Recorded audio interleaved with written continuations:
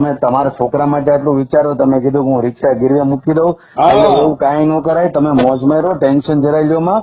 તમારા છોકરાની જવાબદારી અમે લઈશ, એટલે તમે એ ટેન્શન છોડી દો. તમારા છોકરાને ખાલી કહો કે મસ્તીથી માતાજીનું નામ લઈને ભણવા મળે, ભક્તિ કરે છે સાહેબ ને. આજે તો ખરેખર સાહેબ જો તમને ફોન મારો ભગવાને તમને સદબુદ્ધિ આપીને તમે મારો ફોન ઉઠાવી લીધો, બરોબર. મેં નક્કી જ કર્યું, હું જે જગ્યાએ વાત કરું છું સાહેબ. જય માતાજી મિત્રો, તો હું છું સાગર મકવાણા. તો ફરીવાર એક નવું રેકોર્ડિંગ વાયરલ થઈ ગયું છે. તો આ રેકોર્ડિંગ સાંભળવા માટે આપણી ચેનલને લાઇક, શેર, સબસ્ક્રાઇબ કરી લેજો. તો અવારનવાર રેકોર્ડિંગ વાયરલ થતા જ હોય આપણી ચેનલમાં. તો હાલો આગળ વધીએ, અને તમારા જે પણ પ્રશ્ન હોય એ કમેન્ટ બોક્સમાં કહી દેજો. તો હાલો સાંભળી. હાલો, નમસ્કાર, જય શ્રી કૃષ્ણ. હા, જય શ્રી કૃષ્ણ, જય માતાજી સાહેબ. હા બોલો, શું કહેતા હતા તમે? પેલા બાબલાને પેલું ભણાવવાનું છે. હાલો, હા, મારો ટેણીઓ ને સાહેબ હા, 10માં પાસ થઈ ગયો, બરોબર. ઓકે. એટલે એને થોડી ફી બાકી છે સાહેબ, બરોબર. એને 4-5 હજાર રૂપિયા ફી બાકી હતી, તેમાં અમે બાકીની બધી ભરી દીધી છે. 1500-1700 રૂપિયા કંઈક બાકી છે સાહેબ, બરોબર.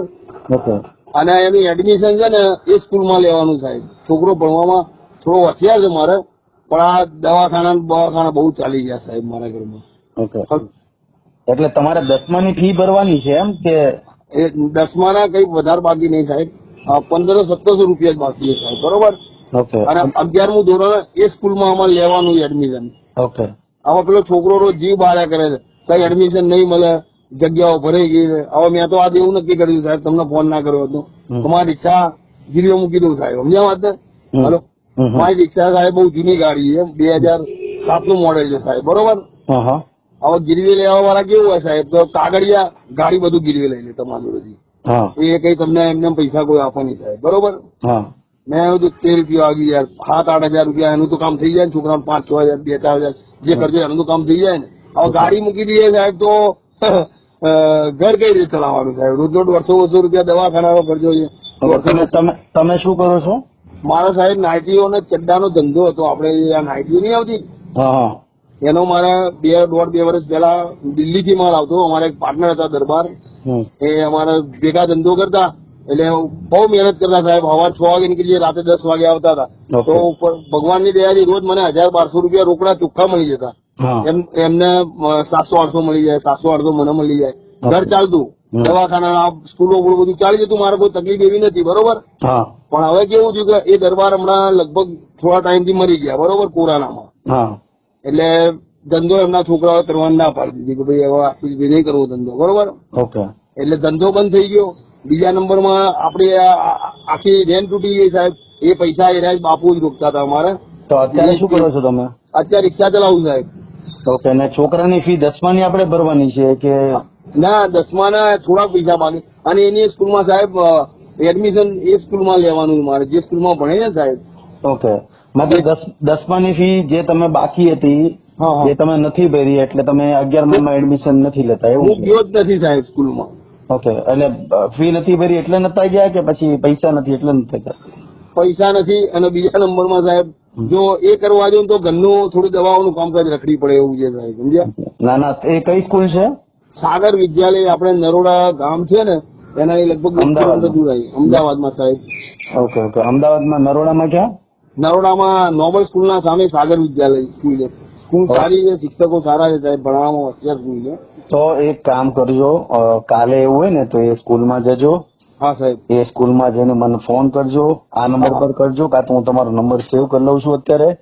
અને તમારી 10માની ફી ભરી દઈશું, 11માની ફી ભરી દઈશું, 12માની ફી ભરી દઈશું. ના મારા બાપા, ના સાહેબ, જો હું તમને કહું સાહેબ, મારી વાત ધ્યાનથી સાંભળો સાહેબ. મારી ઉંમરે 47 વર્ષ છે સાહેબ, બરોબર.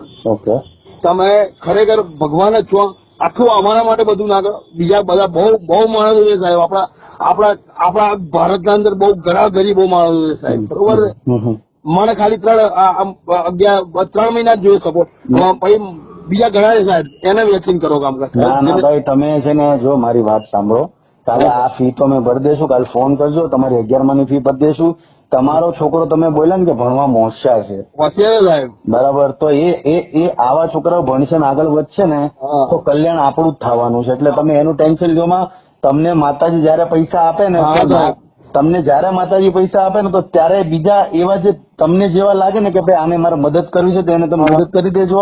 બાકી તમારા છોકરાની 11માં 12માની જવાબદારી મારી, અને ગ્રેજ્યુએશન કરવું હોય તો એની જવાબદારી મારી.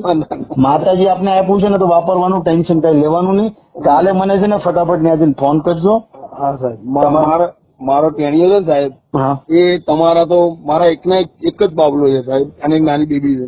હા એની સોગંદ કહું છું, રોજ તમારા એટલા વખાણ કરે છે સાહેબ કે કેવા માણસો દુનિયામાં પડ્યા છે. આ સાલી સરકાર એ બહુ ભણવામાં હોશિયાર છોકરો છે કે આ મોદી જે બી સરકાર છે એ સરકારે આ કરવું જોઈએ. આ એક આપણા જેવો માણસ કરી ગયો કે એ તો એમ જ કે સાહેબ, ભગવાન કરે જો હું આગળ વધી ગયો ને તો હું મારી જિંદગીની મારા પગારના જેટલી જરૂર હશે ને મારા ઘરમાં 10-12 હજારની, એટલા જ હું ઘરમાં રાખી બધા ડોનેટ કરી દે. મારો છોકરો બી સાહેબ રાજા જેવો છે. વિચારો સારા હોવા જોઈએ. તમે તમારા છોકરાનું આટલું વિચારો ને, મહત્વનું ઈ છે. અને તમે તમારા છોકરા માટે આટલું વિચારો. તમે કીધું કે હું રિક્ષા ગીરવે મૂકી દઉં, એવું કાંઈ ન કરાય. તમે મોજમાં રહો, ટેન્શન જરાય લ્યો માં. તમારા છોકરાની જવાબદારી અમે લઈશ, એટલે તમે એ ટેન્શન છોડી દો. તમારા છોકરાને ખાલી કહો કે મસ્તીથી માતાજીનું નામ લઈને ભણવા મળે, ભક્તિ કરે છે સાહેબ. ને આજે તો ખરેખર સાહેબ, જો તમને ફોન મારો ભગવાને તમને સદબુદ્ધિ આપીને તમે મારો ફોન ઉઠાવી લીધો, બરોબર. મેં નક્કી જ કર્યું, હું જે જગ્યાએ વાત કરું છું ને સાહેબ, તેના અમે ફાઇનાન્સ અબી ત્યાંથી નીકળી ગયો. બાકી તમારો મેં પહેલા ફોન કર્યો સાહેબ, ફાઇનાન્સ ની ઓફિસ આગળ હું બેઠો હતો, અને હું નક્કી કરીને જ ગયેલો સાહેબ, કાગળ બાગળ બધું લઈને જ મેં મૂકી દીધા. કેમ કે છોકરો શું સાહેબ કે પેલા બધા એના ભાઈબંધો ભણે, બરોબર છે, ઓનલાઈન ભણતા હોય કે જે બી કરતા હોય, કે રોજ એ મને કહે કે પપ્પા લેસન આવવાનું આમ. એટલે મારા પોતાનો ઘરે જવું એટલે દિવસભર યાર કે સારું 2-5 હજાર રૂપિયા માટે ઉભું રહ્યું. એટલે આજે ફિક્સ નક્કી કરી દીધેલું સાહેબ કે આજે રિક્ષા મૂકી જ દેવાની છે, અને આને પૈસા લઈને કાલ સવારે પૂરું કરી દેવાનું સાહેબ. ના સાહેબ, તમે ટેન્શન લો માં, કોઈ જાતનું મૂંઝાવમાં. અને કાલે મને ત્યાં જઈને ફોન કરજો, તમારું કામ થઈ જાય. તમારો નંબર ખૂબ ખૂબ આભાર સાહેબ તમારો. તમારા જેવાની દેશમાં બહુ જરૂરી છે સાહેબ. ના બાપુ, પ્રેમ ભાવ રાખજો, સપોર્ટ કરજો, અને ટેન્શન લેતા નહીં. કાલે તમે ફોન કરજો ત્યાં જઈને, બરાબર? હા સાહેબ, 11-12 વાગે કરું ચાલશે ને? એની ટાઈમ તમે કોલ કરજો, ત્યાં જઈને કોલ કરાવજો. જે બી પેમેન્ટ છે ને બધું અમે આપી દઈશું, બરાબર? હા સાહેબ. અને આ જો સાહેબ, હું બ્રહ્મપર બારોટ નો છોકરો સાહેબ, બરોબર. હું જો સાહેબ, હું કોઈના પૈસા ના લો. હું 3-4 મહિને તમે તમારે કરી આપી પાછા સાહેબ. પૈસા જોતા નથી, પણ તમારા પાસે પૈસા થાય ને તો 2-4 લોકોની બીજાની મદદ. વાહ સાહેબ, વાહ, ખૂબ ખૂબ આભાર સાહેબ. હાલો, ધ્યાન રાખજો. જય માતાજી. મુંજા ના સાહેબ, થેન્ક યુ, ખૂબ ખૂબ આભાર સાહેબ તમારો. જય માતાજી ભાઈ, જય માતાજી.